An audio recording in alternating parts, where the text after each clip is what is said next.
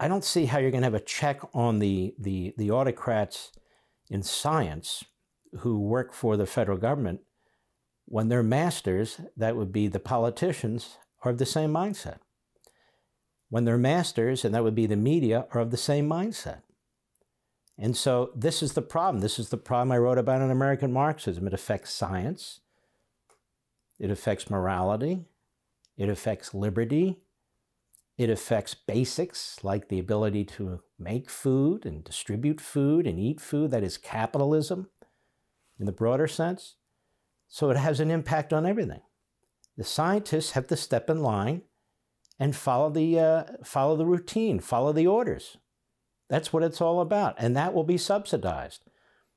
I've had experts come on the various platforms and they explain the reason we have more scientists that push this idea of climate change and the sky is falling is because they're subsidized. If you have somebody who says, no, that's not the case, they're a denier, they get the scarlet letter, and they're on their own.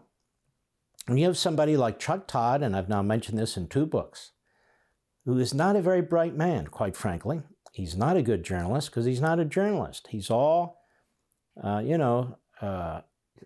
with the Democrat Party because his wife is with the Democrat Party.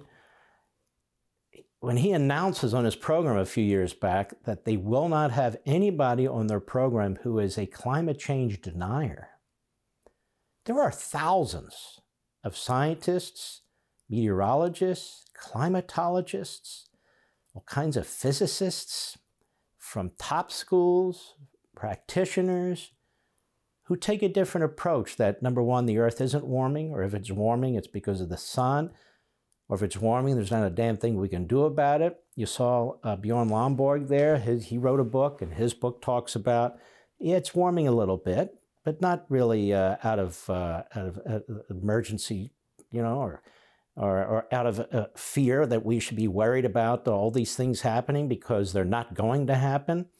When you think about it as a practical matter, they can't tell you the weather 3 weeks from now. How do they know what the temperature of Earth is going to be 50 years from now? They don't have the foggiest idea. No idea whatsoever. And the debate on science is more a debate on politics. And the debate on politics is more of a demand of uniformity and conformity than a debate at all. So Ayn Rand wrote a lot of great books, but she wrote The Return of the Primitive, which I've cited, I think, in a couple of books, but I certainly mentioned on radio as well.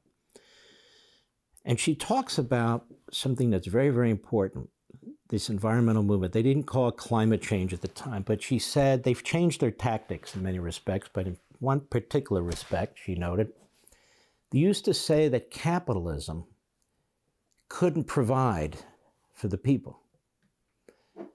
And now they've switched their argument to capitalism is greedy and provides too much for the people of the United States. See the point?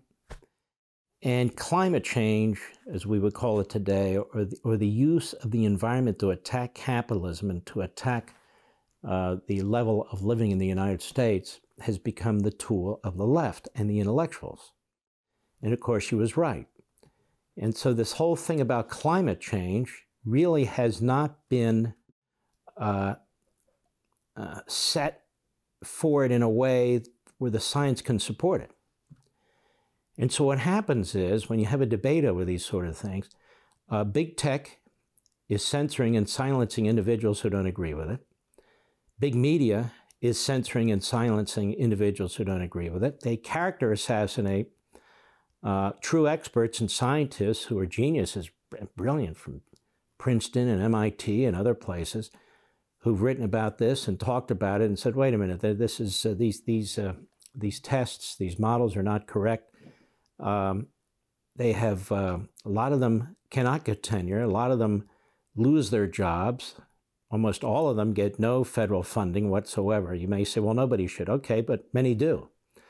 Many of their publications won't get printed.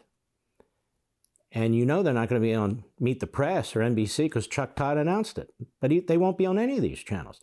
So when I go on radio or here and I say to Chuck Todd, why not have a debate with these people? Since you know so much, and since the experts you rely on know so much, why not allow some of these people with PhDs and beyond PhDs who've written extensively on these matters, debate it? It's just like the virus issue.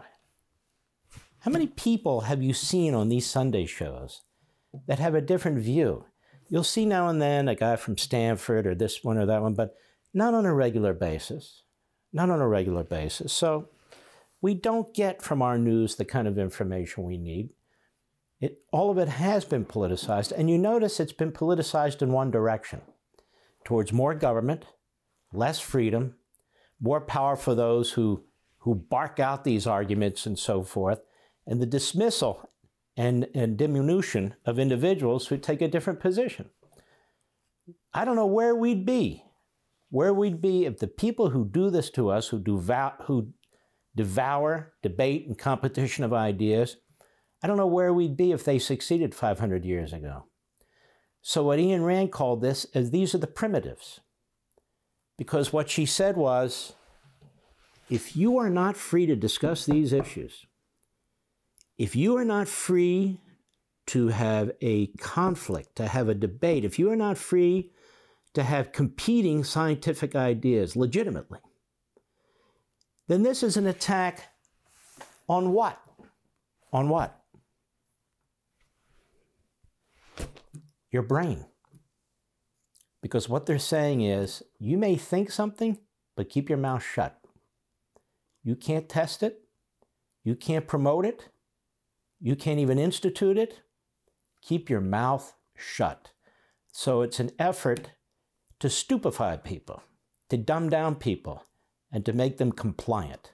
For more, sign up for BlazeTV.